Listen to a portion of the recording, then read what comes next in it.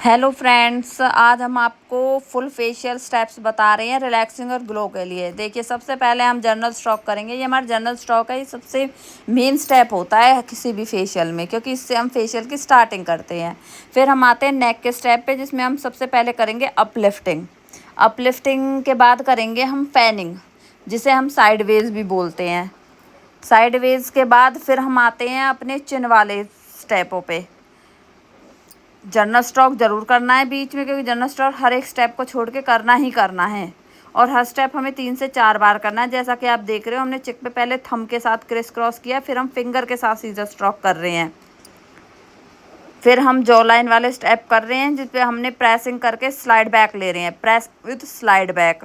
फिर हम पिंचिंग कर रहे हैं, फिर हम टैपिंग कर रहे हैं, और टैपिंग के बाद फिर हम कर रहे हैं cupping and ironing in and out. Cupping के साथ आयनिंग इन एंड आउट। फिर हमें जनरल स्ट्रोक करना है। जनरल स्ट्रोक हर स्टेप के बाद बहुत ज़रूरी है, तो ये आपको ज़रूर करना है, जैसा कि मैं आपको करके बता रही हूँ। फिर आते हैं हम लिप्स पे। लिप्स पे हमें सबसे पहले SN8 बनाना है लिप्स के कॉर्नर पे, और क्लॉकवाइज एंड एंटी क्लॉकवाइज करना है। फिर हमें करना है क्रिस क्रॉस लिप्स के ऊपर नीचे इंडेक्स फिंगर के साथ। क्रिस क्रॉस के बाद हम बनाएंगे स्मॉल सर्कल के साथ हाफ मून। क्रिस क्रॉस के बाद स्मॉल सर्कल के साथ हाफ मून, ये भी हमारे 3 से 4 बार होंगे। फिर हम करेंगे बिग सर्कल के साथ हाफ मून, बिग सर्कल के साथ हाफ मून। फिर वही हमारा रेगुलर जनरल स्ट्रोक करेंगे। देखो, जनरल एप्लीकेशन बहुत ज़रूरी है, ये हमारी क्रीम को मल्सीफाई करती है हमारी स्किन में। फिर आते हैं हम नोज़ के स्टेप पे। नोज़ के स्टेप पे स्मॉल सर्कल करने हैं नोज़ के कॉर्नर पे, क्लॉकवाइज एंड एंटी क्लॉकवाइज। उसके बाद हमें नोज़ टिप करनी है अपलिफ्टिंग। फिर उसके बाद हमें क्रिस क्रॉस करते हुए हेड जो लाइन होती है हमारे बालों की, उस पर हमें टैप करना है। फिर उसके बाद हमें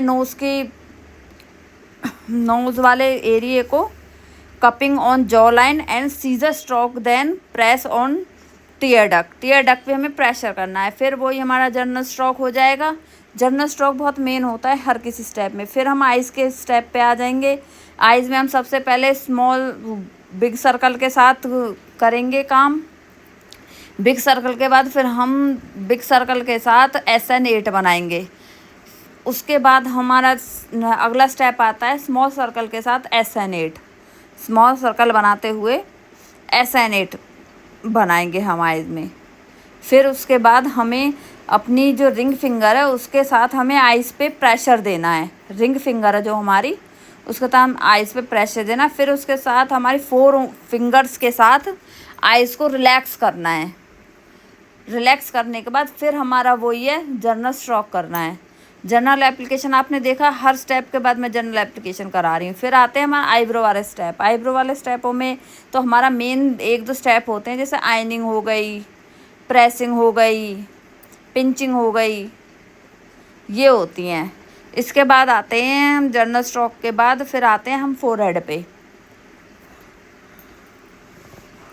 फोरहेड वाले स्टेप पे हम uplifting with 4 fingers with both hand, हम दोनों हाथों के साथ अपलिफ्टिंग करेंगे फोरहेड पे, और हेयर लाइन के पास प्रेशर देंगे।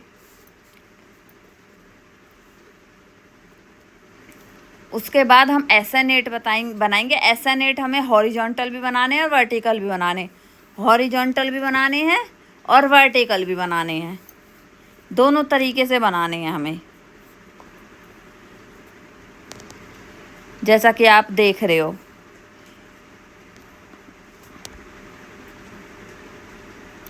इसके बाद हमें सीजर स्ट्रोक करके 2 फिंगर्स के बाद हमें स्मॉल सर्कल बनाना है अपनी फिंगर की हेल्प से।